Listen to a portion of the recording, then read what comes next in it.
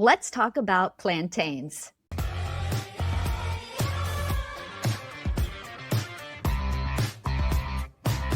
Welcome back to Sprung On Food. I'm your host, Kae Sprung. This season, we're talking about favorite foods, the history behind it, and the role it plays in the world today. Joining me today is writer and comedian Chik Agwuna. Chik, welcome. Thank you. Hello. I'm very excited that you are here today. Your food is one that I very much enjoy, so I am super excited to jump in, talk all things plantains, but I have to know, why is this your favorite food? Tell me all the things. Well, fried plantain is very common to eat in Nigeria. And so with like almost every meal, we will have fried plantains with jollof rice, with rice and stew, for breakfast with eggs, for just a snack, for small chops, which is like at any party, they'll have like appetizers or like an hors d'oeuvre. It's like just like very small cut up fried plantains. My cousins, which I think this is because they're half Yoruba, they call it dodo. So that's like what they call it in the West Side. But it's so sweet and delicious and good. It's the perfect. It's good for breakfast, dinner, lunch, a snack, and it's the best. Yeah, I 100% agree. I think that that's why it's so amazing to me too. And I'm sure loads and loads of people also are like, same, because it doesn't really have a corner of the day where it's like, should I be eating that? Is like that fine? This feels weird. It literally fits into any portion, Everything.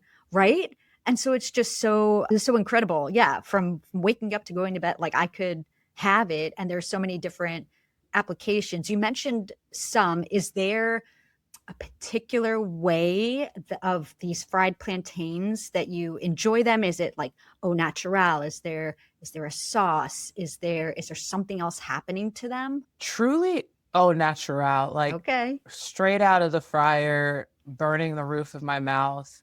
Like my mom would be like, wait till dinner. And I'm like, I'll just have one. And then like every time I like walk past the plate of plantains, I'm like having another and another and another. I mean, they're addicting for sure. And I'm assuming this is a food that has really just been ever present throughout life. Was there any particular time where you were like, whoa, plantains, this is amazing? When I was, how old was I? 9. We flew to Nigeria and I ate something on the plane and had food poisoning. Oh And no. so for 2 weeks while we were in Nigeria, all I ate was plantains and fresh oranges. That's all I ate. And I was like, well, actually, that wasn't that bad. Wow. Would do again. Yeah, highly recommend. Yeah, give me the food poisoning. I know the cure. It is plantains and oranges. I mean, listen, I will say there is, I was going to say like scientific evidence, which sounds dramatic, but it's true that these kind of foods, like bananas, the oranges I can't speak to because they are more acidic, but the bananas are very, very gentle on the tummy. And so that is a good soothing food to eat when you have an upset stomach. And then at the same time, still make sure that you're feeding yourself and that you're getting better, you're getting stronger, which is great. Okay, so it's a good memory because it started off with some hardship and then it got really so much better.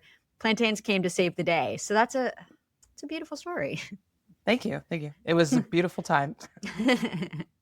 Well, of course, to better understand and appreciate our food, we have to know where it came from. You might know plantains as that starchy tropical fruit that could be life-changing when fried, or the item in your grocery store that looks like a banana but not. They're one of the world's most important staple foods, deeply woven into cuisines, cultures, migration, and even colonial histories. Perhaps surprising, their story starts in Southeast Asia, and yet today they resonate from Ghana to Guatemala. So let's peel back, wink, the plantain's amazing journey. Let's address this right out the gate. Are plantains the same as bananas? Well, biologically speaking, plantains are bananas, but with a twist. They belong to the genus Musa in the family Musaceae, And most cultivated plantains are classified under the hybrid Musa and Paradisiaca. Fancy name, right? Well, fun fact, it literally references paradise. That's due both to early botanists like Carl Linnaeus, who named it in the 18th century, and the long-held perception of bananas and plantains as exotic, lush fruits. This hybrid was created by people, crossing different plants between the wild ancestors Musa acuminata and Musa balbisiana, a process that happened thousands of years ago. And speaking of names, the name plantain comes from the Spanish word plantano, which probably comes from the Carib, an indigenous people of South America word, palatana, meaning banana. Chik, etymology is always very fun to learn about. Since you are a talented writer, if we were to hop into a time machine and travel back in time, and you had to come up with the name for the formerly known as plantain, what do you think you would call it? That's such a great question. Sorry, my brain is just going to this clip I've seen so many times of like, it's like it all takes place in London, but it's like an African guy going to a Jamaican restaurant and he asks for plantain and they're like, what is plantain? Because they call it plantain. Yes. And then he's trying to explain it. He goes, reggae banana. That's so funny to me that like that is what I would call it. I love that so much, and I'm gonna have to see this clip because I can see it in my head how it's playing out. And it's so funny too how I was just watching a show literally last night, and when it comes to like different accents too, or different, not even different accents, just the way certain people will maybe pronounce something. And the two people who speak the same exact language, but they just have a different accent, couldn't understand what the other one was talking about. And so it's just like, it's one of those really silly moments where it's like, okay, ha ha ha. But I like that. Okay, so reggae banana. Let's Yeah. go. Now, plantains don't grow on trees. They're actually herbaceous plants and are generally starchier, less sweet, and firmer than typical bananas we might think of. That explains why you almost never see them eaten raw. They're meant to be cooked, mashed, fried, boiled, roasted, or transformed into chips, flour, or even beverages. They may resemble bananas, but plantains behave very differently in the kitchen. And of course, if you want to learn more about bananas, you can check out the History of Bananas episode on YouTube or available wherever you get your podcasts. Now, where did plantains come from? Let's travel back in time, way back to around 10,000 years ago, in the tropical forests of Southeast Asia and regions that are known today as New Guinea, Indonesia, Malaysia, the Philippines, and parts of northern Australia, where cultivators began domesticating wild Musa species. These wild bananas had seeds, lots of them, and they were not very pleasant to eat. But through selection and cultivation, farmers understandably favored plants that produced seedless or low seed fruit with greater edible flesh. This process is one of the oldest examples of humans shaping a crop to their needs. From this early domestication process, a wide variety of bananas and cooking bananas, aka early plantains, emerged. Over time, these traveled with communities through trade, settlement, and cultural exchange. Chick, we're seeing these early farmers cultivating plantains to suit their needs, basically getting rid of all of these annoying seeds. Is there anything in your life where a modification could be made to something to better suit your needs? And that could be creating a special lane so that you can drive faster somewhere, an upgrade to an everyday appliance, a service that would improve your workflow. I have a lot of road rage, so mentioning Oh. another lane actually really means something to me.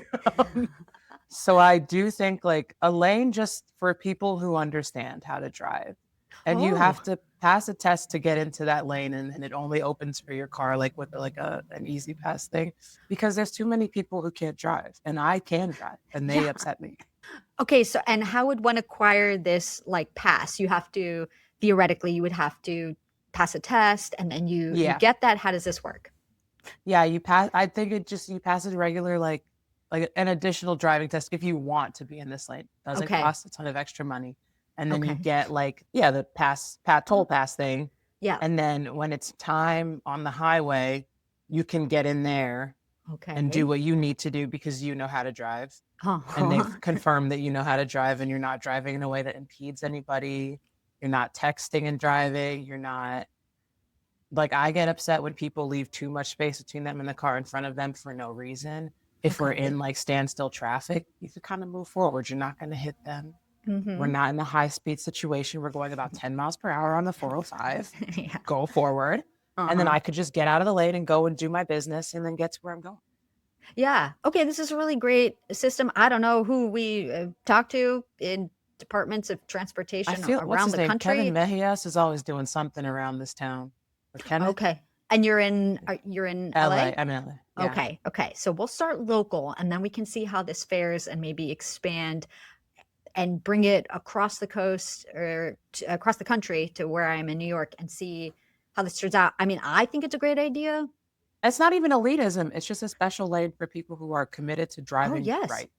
The sad thing is, and correct me if I'm wrong, I do have a driver's license. I don't actively drive in New York City, but do you have to, when your license is about to expire, do you have to come in and like take a new exam or pass any No. tests, or you just come in and take a new picture? Yeah. Even Okay. so, I didn't even do that last time. I think Oh, last time I just sent you in the mail it thing and in? they were like, yep, here it is. That's, you still look like that. You could claim. Okay. So all good. I'm like, this Great. is insane. You should check me. Yeah, yeah, yeah. Please verify this. I'm asking you. Okay, so even more so now, I think that this is a really great initiative. So we should try and push this forward, see if the stars align, and then you can Running get to for office on this platform. hell yeah. Okay. So, how did plantains get from Asia to Africa? Around 2000 BCE, traders and sailors connected the Indian subcontinent with the African coast, moving goods and food plants across the Indian Ocean. Plantains had hardy nature and lots of starch, which adapted well to African tropical climates. In parts of East Africa, plantains became so established they were even used in brewing local beer. In West Africa, plantains became a dietary foundation long before Europeans ever set sail to these shores. They were boiled, roasted, pounded, or fried, and paired with sauces, stews, and soups. The plantain was effectively a carb counterpart to the potato before potatoes were global. In the 15th and 16th centuries, European explorers were rerouting the world. Portuguese and Spanish movements into West Africa and across the Atlantic brought plantains, along with enslaved people, goods, and unfortunately cultural upheaval to the Caribbean and the Americas. Plantains quickly took root in the Caribbean, Central America, and South America, especially in places where tropical climates made them easy to cultivate. In many regions, they became staples, not just because they grew well, but because they sustained people through centuries of colonial exploitation and economic scarcity.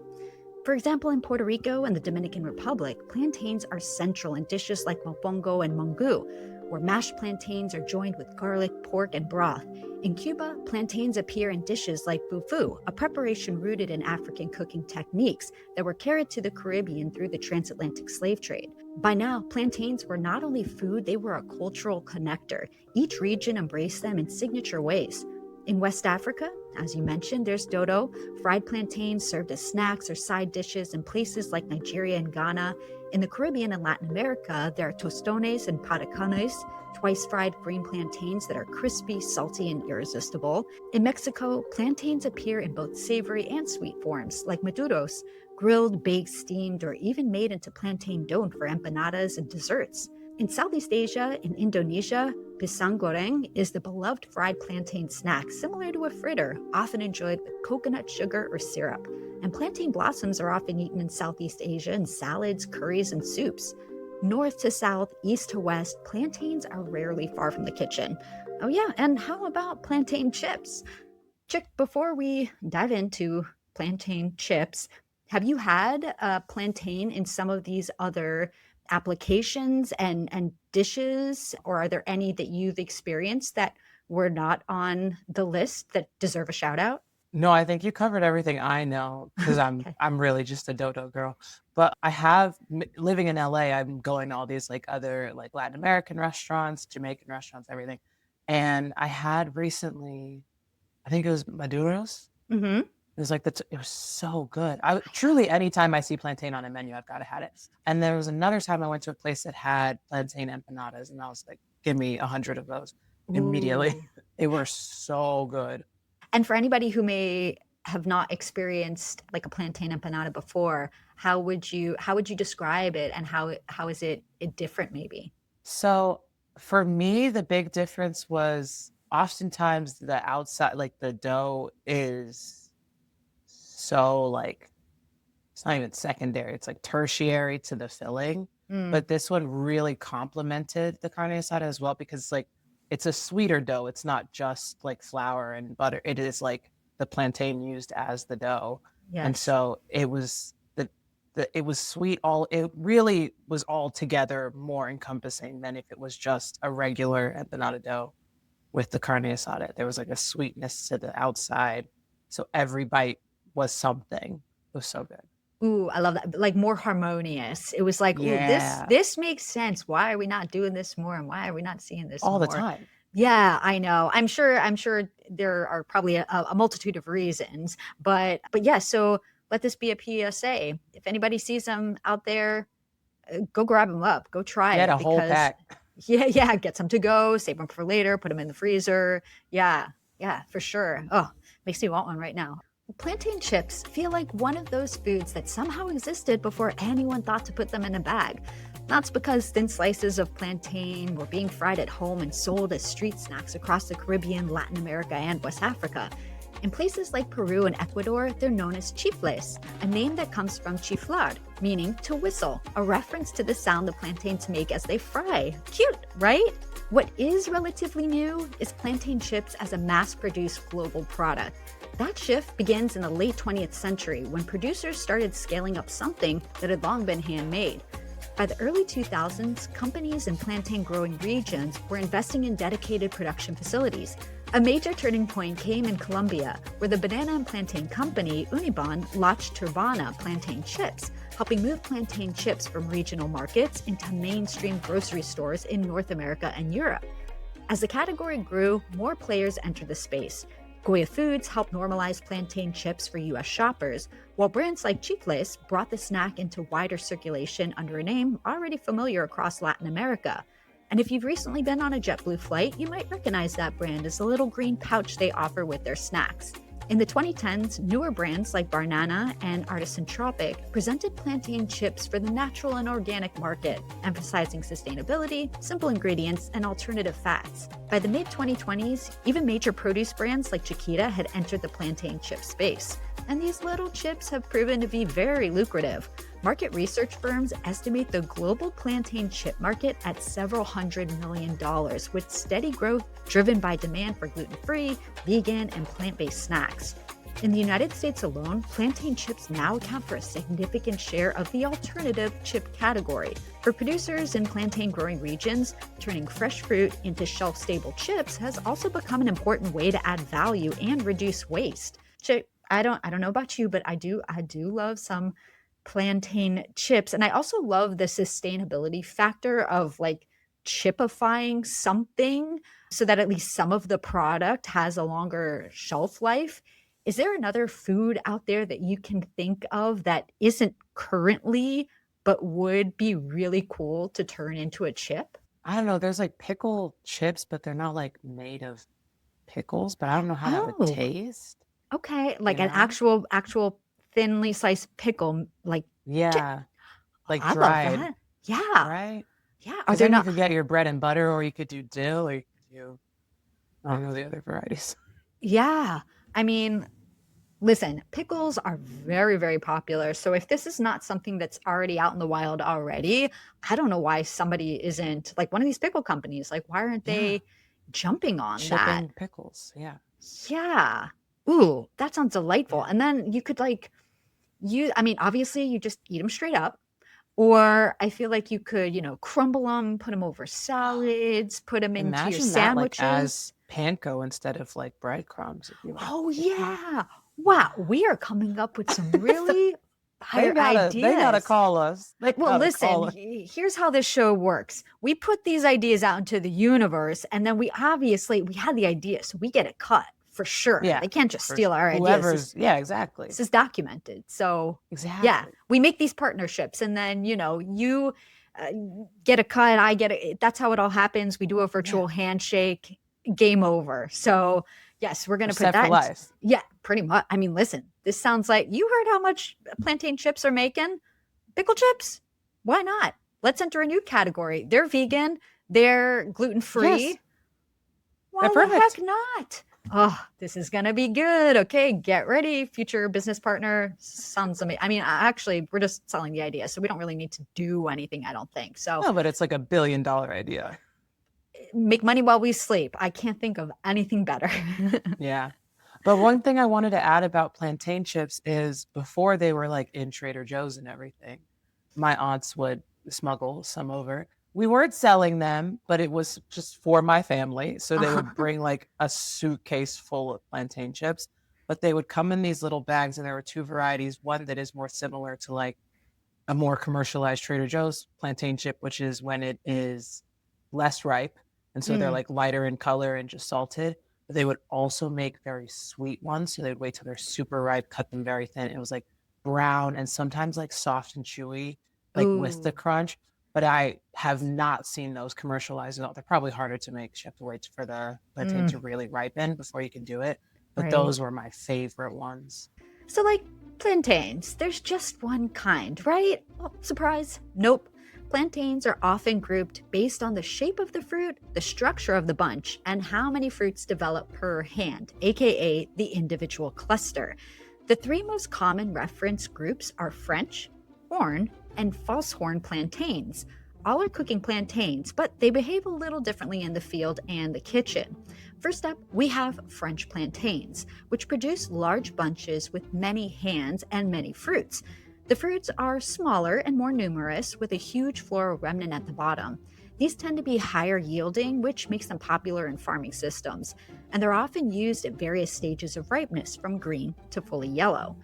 Next, we have horn plantains, which produce fewer fruits, often just one or two hands per bunch.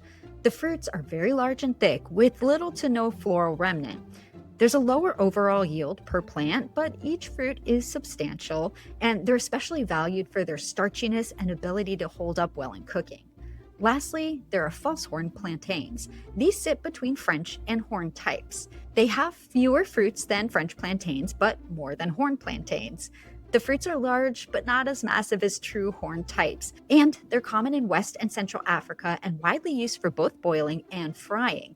The differences between French horn and false horn plantains aren't about flavor in the way that many banana varieties are.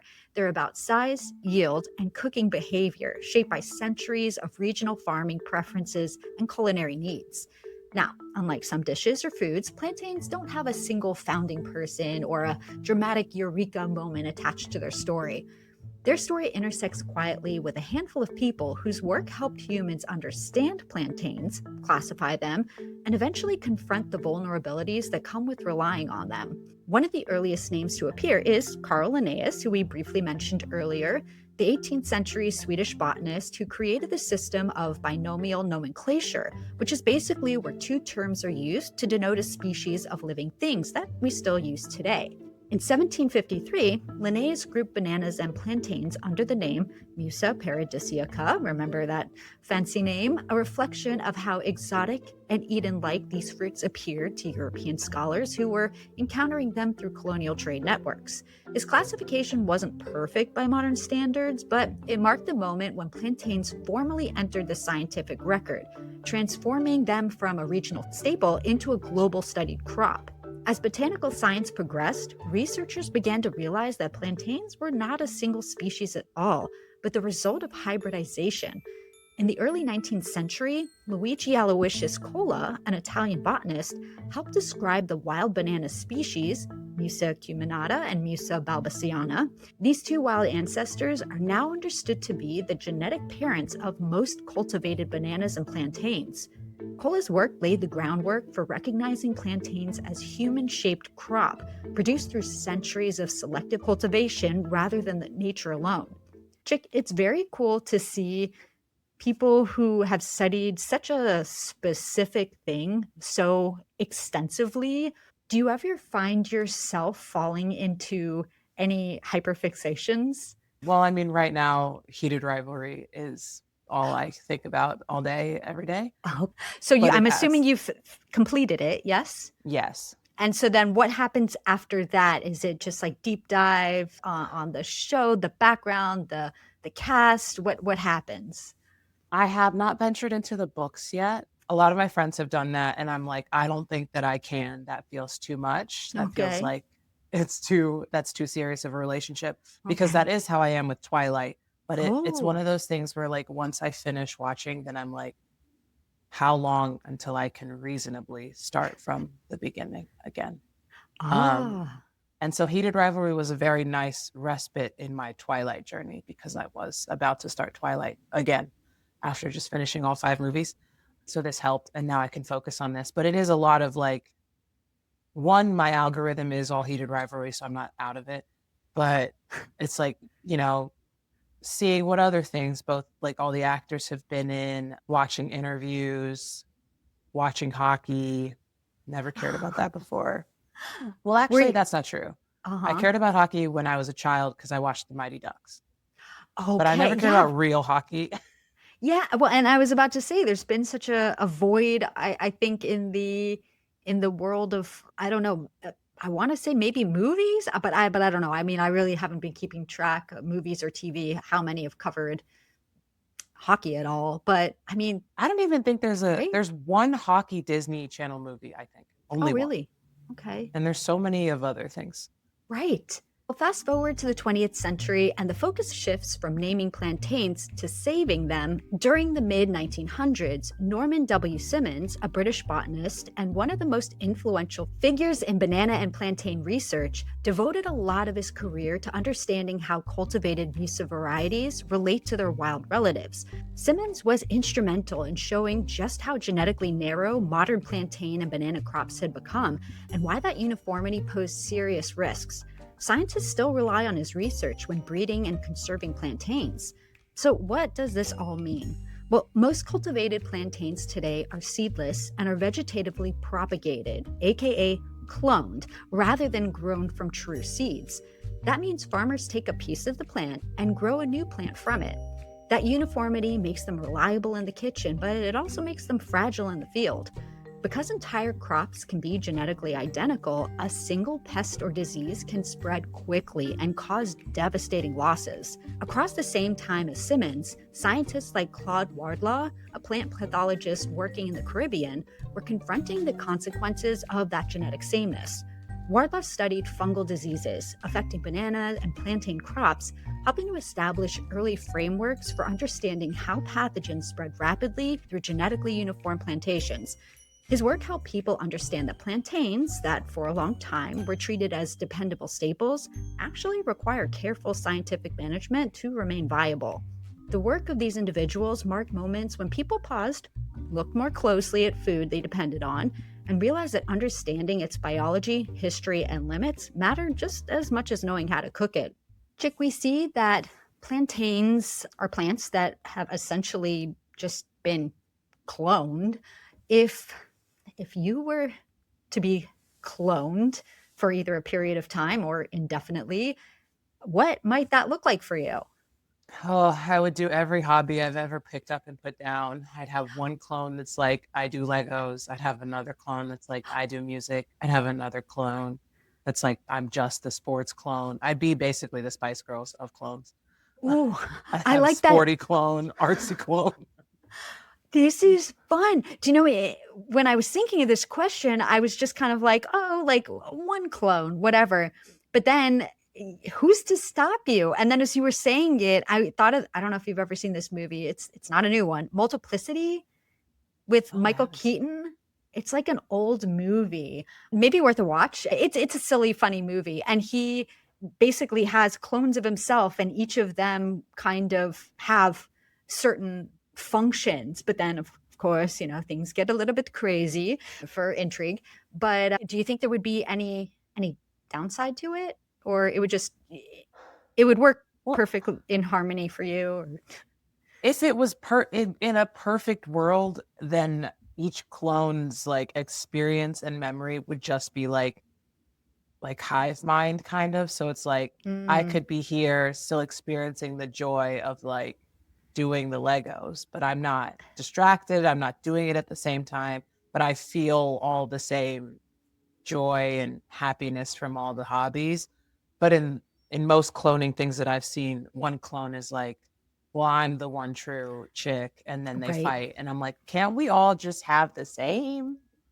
Everybody's having a good time. The minds are connected. You're over there getting fit. You're over there exploring your mind. Someone's just listening to music. It's good. There's not enough Yeah. hours in the day to do all of it. Okay, great. Cloning, we'll leave it to the plantains. Perfect. So, what does the future for plantains look like? Safeguarding the future of plantains may depend on developing new varieties, and that work begins with their wild relatives. Wild plantain and banana species contain a genetic diversity and natural disease resistance that breeders rely on, but many of these wild populations are under threat.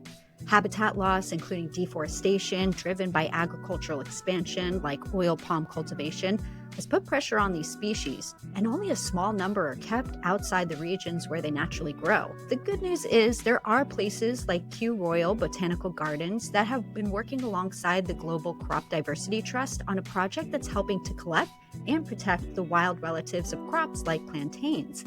Now, plantains are grown in more than 100 countries across the tropics. In many parts of Africa and the Caribbean, plantains are among the top staple crops alongside rice, maize, and cassava. And plantains are nutritious too, rich in complex carbohydrates, vitamin B6, and vitamin C. From roadside frituras and to Michelin-starred interpretation, family feast, and street corner snacks, plantains are everywhere. And everywhere they go, they carry history. So the next time you slice a plantain for tostones or slide one into stew, you'll know this is fruit cultivated by ancient farmers in Southeast Asian jungles, traded across oceans, planted by hand seeking nutrition, transformed by cultures and celebration, sometimes hardship, and most importantly, it's a part of the human story. Chik, what do you think about the backstory of the plantain?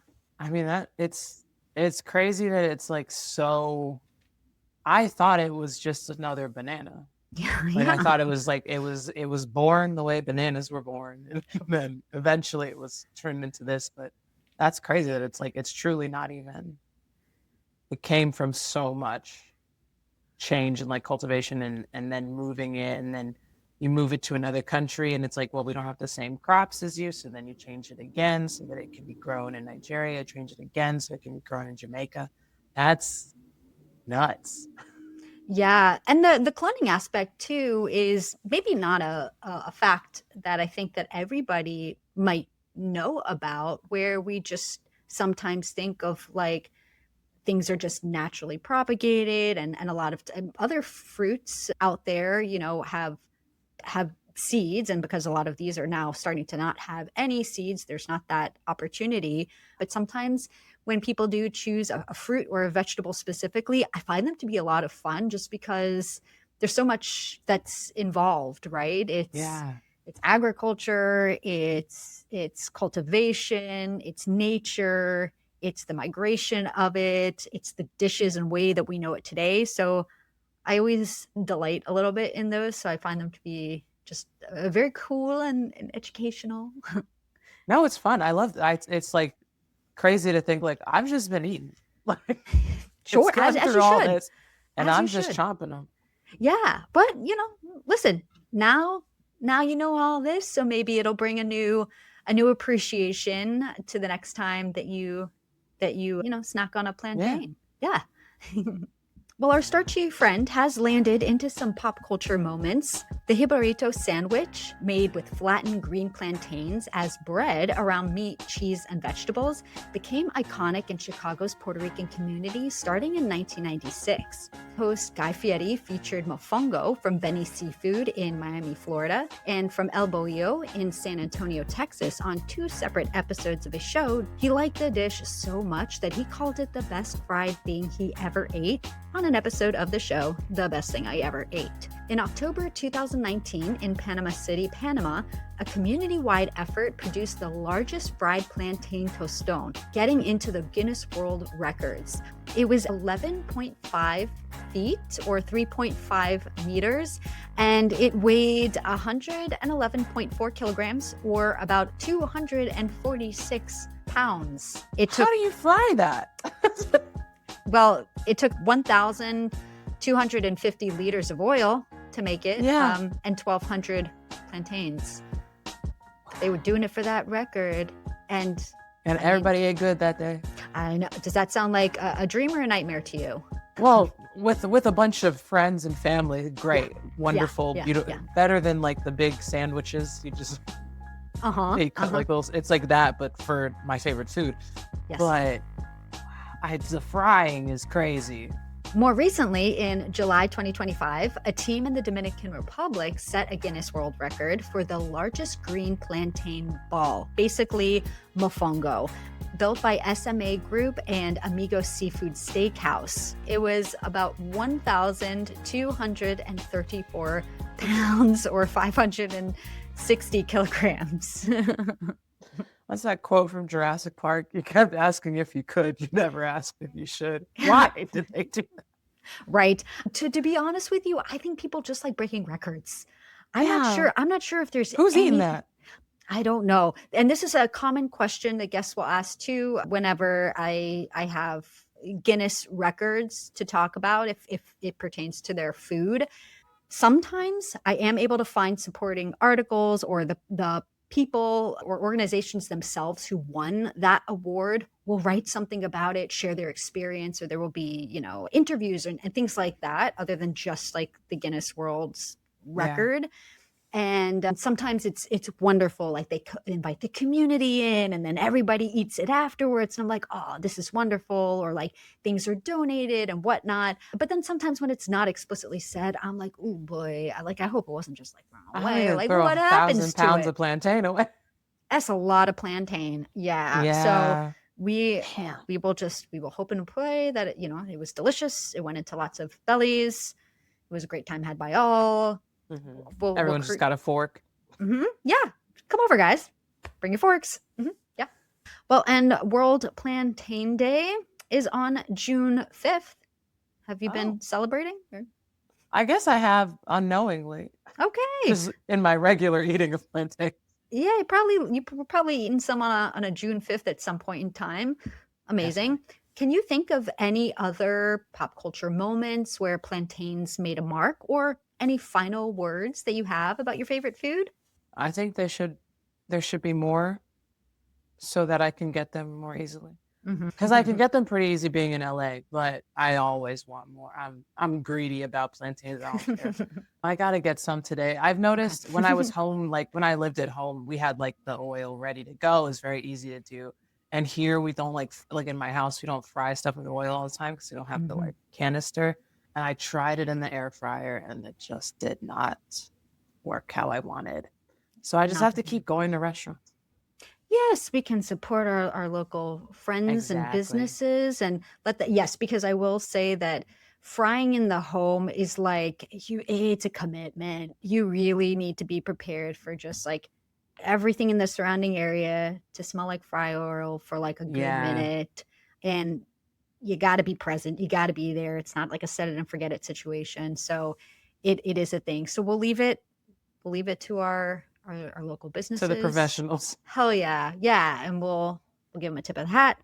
We'll tip them kindly and we'll reap the benefits of their delicious foods that they are providing. So I think it's a great strategy. Yeah. Chik, thank you so much for sharing your love of plantains and helping me to tell their story. Thank you. Oh my gosh, I got to go have some plantain chips or some fried plantains. I already ate before this, but I need more. Thanks for watching. You can find links and more info in the description below. Don't forget to give this video a thumbs up and subscribe to the channel if you haven't yet. See you next time.